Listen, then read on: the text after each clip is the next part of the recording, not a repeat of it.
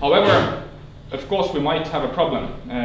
Keeping it simple quite often misses the real point or dynamics of things, and we know what happens in the world when you try to oversimplify things, and I don't think that's the right perspective for any area. So what really is had to be asked is that what type of clusters are good for innovation, and how exactly they benefit the innovation in businesses. So what is the distinguishable features of clusters, and clusters being so to say conducive to innovation.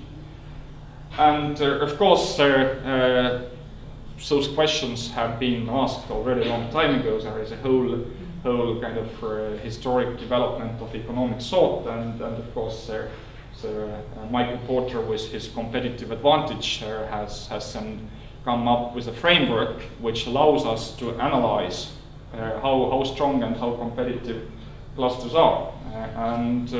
Well, if normally use SWOT analysis for different type of strategic evaluation of a given organization or region, then for clusters you can also use SWOT, but you can also use so-called Porter's diamond. And I'm not going into details, but basically what Porter's diamond allows you to do is to take a closer look on the key components of your clusters, be it the market situation in terms of competition and rivalry between the companies, be it the input factors, what type of labor, what type of natural resources you have, or demand conditions, that how sophisticated is demand for your products, that if the clients or customers are giving you an extra incentive to develop additional products or services, or if they are happy what you're producing. So that's basically the framework which is used for this type of analysis. And now I want to give you exemplify or bring you two examples which perhaps illustrate the best way the point what I want to make, that clusters as such are of course nice, but what really, in English there is a term that devil lies in details. That indeed, if you're speaking about clusters, it doesn't help that you take the airplane view and look at the clusters, but you have to go into detailed analytical level to find out the internal dynamics. And it's a case I have borrowed from a colleague of mine from Stockholm School of Economics, Professor Örjan Sölvel, who is one of the leading cluster economics experts and researchers in Europe. And it's a good case in that sense that we have two comparable clusters. And this has taken from back to more than 20 years, when Germany was still divided into eastern part and western part.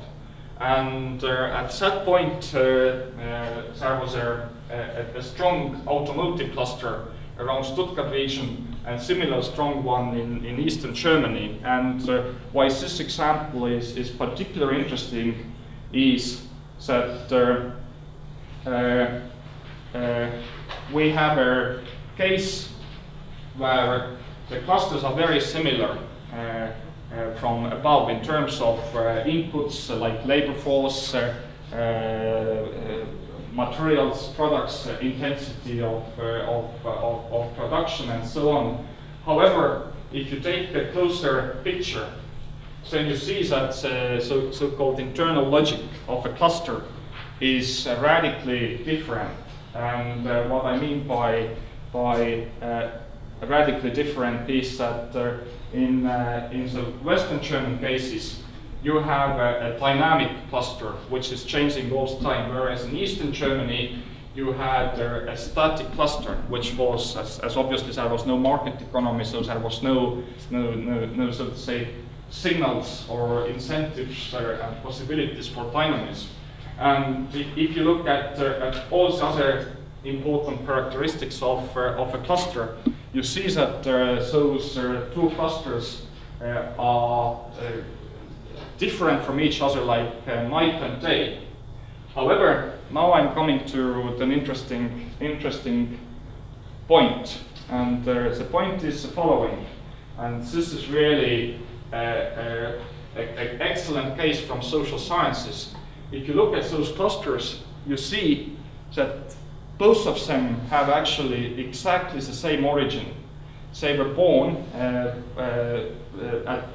pre-war time, when 4 of the German car makers went together and formed a joint company. And in 1945, the same company was split into 2 parts because of course, because of the political reasons, as Germany was divided into 2. So those activities which were in Eastern Germany remained a separate unit, and those ones in Western Germany became a separate company. Also, it used to be exactly the same company.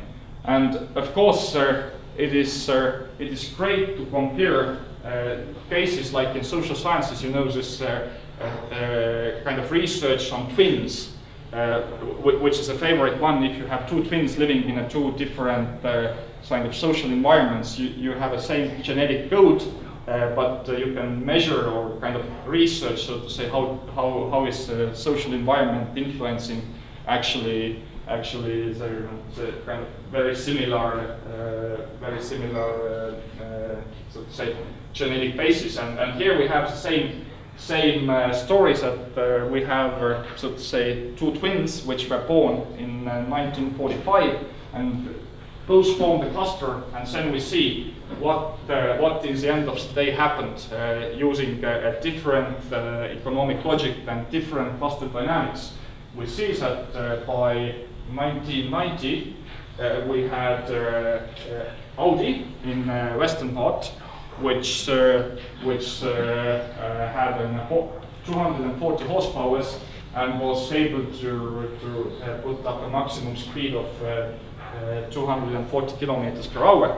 And then in eastern part, we had a result of this cluster development, a Trabant, which had 23 horsepower and was able to have a maximum speed of 100 kilometers. And again, we have, as I said, it's an excellent example of for comparison reasons, it seems that how the same clusters can develop very different way depending what has been done or has not been done within the cluster, and what are the important, so to say, inputs to cluster dynamics. I want to bring another example, and I still have 10 minutes, which characterizes the same point. In Europe, we have something which is called CERN. I think it stands for Centre Européen de Recherche Nucléaire. It's a nuclear or atomic research unit which deals with very small particles. You know this collider, which is now again working, and they really try to find answers to the very basic questions that what happened when universe was born, and so on. And similar center we also have in Silicon Valley around Stanford University, which is called SLAC. I think it stands for Single Linear Accelerator Center. And they are basically of the same size. If you look at the publication records scientifically, both of them are on equally comparable level. Perhaps even CERN is doing a bit better in research terms. However, what we have in one case is that there is a number of companies and clusters around this place, which indeed help to so to say capitalize on the existing research base, whereas in Europe around CERN there is not much economic activities happening in terms of clusters. And that's why one of the key lessons for Europe and our regions is indeed that we need to refocus from pure supporting research to, so to say, supporting innovation and clusters, because at the end of the day, that's where we get the competitiveness from.